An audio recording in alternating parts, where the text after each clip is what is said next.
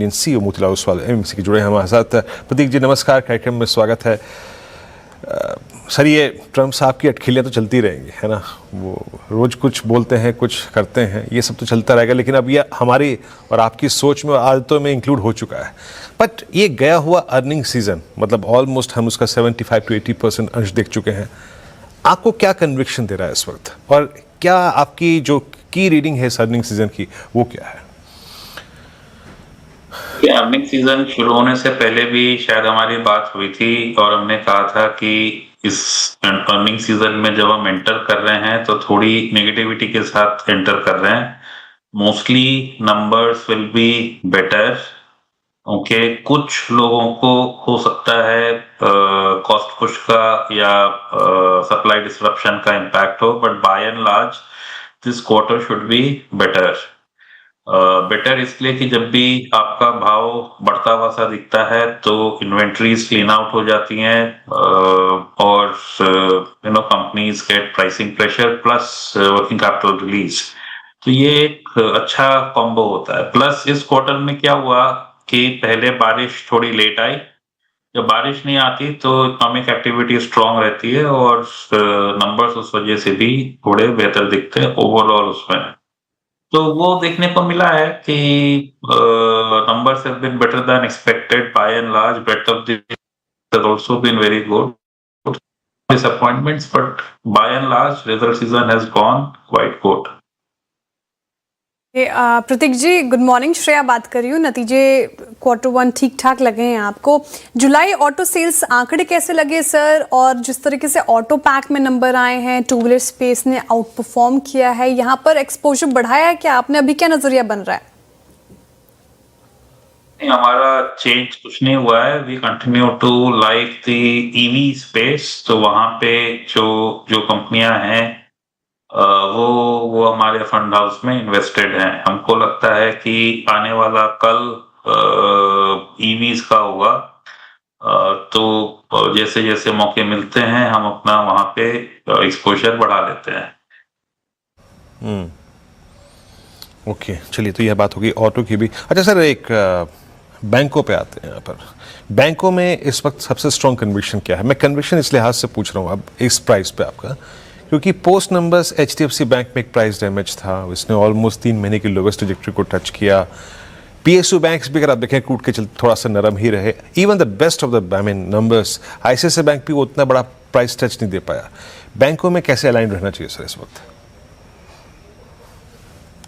ये बैंकों में एक जो थॉट है वो ये कि पब्लिक सेक्टर और प्राइवेट सेक्टर की ग्रोथ रेट सिमिलर सी होती जा रही है, और public sector, best of public sector and best of private sector के अगर हम कंपैरिजन करें तो ROEs भी सिमिलर है, और पब्लिक सेक्टर प्राइवेट सेक्टर से चीपर दिखता है।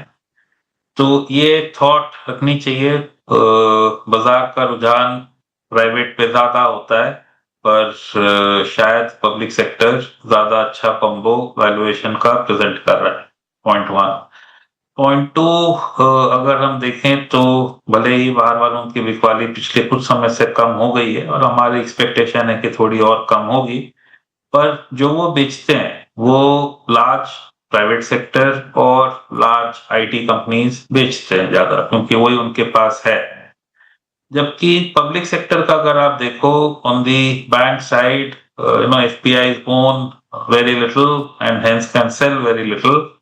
गवर्नमेंट कभी कभी आ जाती है बेचने, या कभी कभी बैंक आ जाते हैं अपना पैसा उठाने। So that's the only thing to encounter.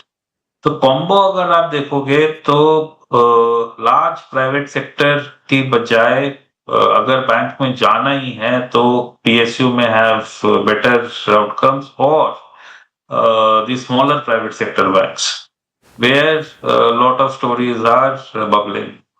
हमारा अगर आप हाउस देखेंगे तो हमारा exposure large private sector banks में बहुत कम है। हम लोग ग्रोथ इन्वेस्टर हैं। Private sector banks for all of what they are doing हमारे हर्डल्स के नीचे आते हैं, तो हमारा एक्सपोजर वहां पे बहुत कम है। ओके, प्राइवेट बैंक्स पर उतना रुझान नहीं, आपका पब्लिक सेक्टर पर ज़्यादा आपका झुकाव नजर आ रहा है। अच्छा प्रतीक जी, जुलाई का महीना हमने देखा FIs के नज़रिए से ठीक ठाक रहा है, खरीदारी होती हुई नजर आई इस महीने। क्या लगता है सर आपको, जिस तरीके से थोड़े युद्ध के हालात थोड़े नरम हो रहे हैं, क्रूड भी ठीक ठाक लेवल्स पे आया है, Q1 भी नतीजे अच्छे नजर आ रहे हैं, तो क्या एफआईज की यहाँ से खरीदारी और बढ़ेगी? अगर हाँ तो उसको देखते हुए कोई ऐसा स्पेस सेक्टर जो फोकस में रहेगा, क्या व्यू बन रहा है सर आपका? ये देखिए, एफपीआई का नाम, they move along with the index. ये आप समझो, emerging market FPI is the biggest bucket of FPI जो कि इंडिया में पैसे लगाता है। कुछ समय पहले तक कोरिया का बाजार हमसे बहुत ज्यादा अच्छा कर रहा था और उसका वेटेज इंडेक्स में बढ़ता जा रहा था, तो पैसिव फंड्स तो वहां जा ही रहे थे। एक्टिव एफपीआई भी जो होता है वो इंडेक्स से बहुत ज्यादा दूर नहीं होता, वो इंडेक्स अवेयर बोलते हो, इंडेक्स अवेयर होता है, तो अगर कोरिया का वेट बढ़ता जाएगा तो वो भी वहां जाएगा। अब पिछले कुछ पीरियड से तेल के भाव गिरे हैं तो India looks good, that is a huge positive. But साथ में जो एक ट्रेड चल रहा था मेमोरी स्टॉक्स का ग्लोबली, अभी एआई के ट्रेड में थोड़ा सा डिफरेंशिएशन है। देयर आर सम स्पेसेस जहां पे कंपटीशन आ रही है और भाव गिर रहे हैं while the trade is strong. तो अगर कोरिया के मार्केट में थोड़ी सी मंदी आती है तो इंडिया की वेटेज इंडेक्स में गिरनी कम हो जाती है, इनफैक्ट थोड़ी थोड़ी बढ़ने लगती है। तो आप देखोगे कि एफपीआई की सेलिंग कम होनी चाहिए। हम अभी भी पॉजिटिव एफपीआई की एक्सपेक्टेशन नहीं रखते, बट डेफिनेटली कम तो होनी चाहिए कि हमारी वेटेज इंडेक्स में अब स्टेबल हो गई है, शायद बढ़ रही है। ओके प्रतीक जी, एक आखिरी सवाल मेरी तरफ से है। जैसा कि आपने कहा सेमीकंडक्टर चिप वाले स्टॉक्स बहुत चले दूसरे मार्केट में, फिर वहाँ पे भयंकर गिरावट भी देखी हमने, उसका एक असर देखा, लेकिन उसका असर आप आईटी पे कैसा देखते हैं? अगर कंपैरिजन करें तो आईटी स्टॉक ने काफ़ी पेशेंस टेस्ट किया, लेकिन पिछले 1 महीने से चलना भी शुरू किया है सर। यहाँ पर क्या व्यू बन रहा है? क्या बुरे दौर चले जा चुके हैं? और जिस तरीके से एक्विजिशंस की है कंपनी ने एआई को लेकर, यहाँ पर कोई चेंजेस किए हैं आपने?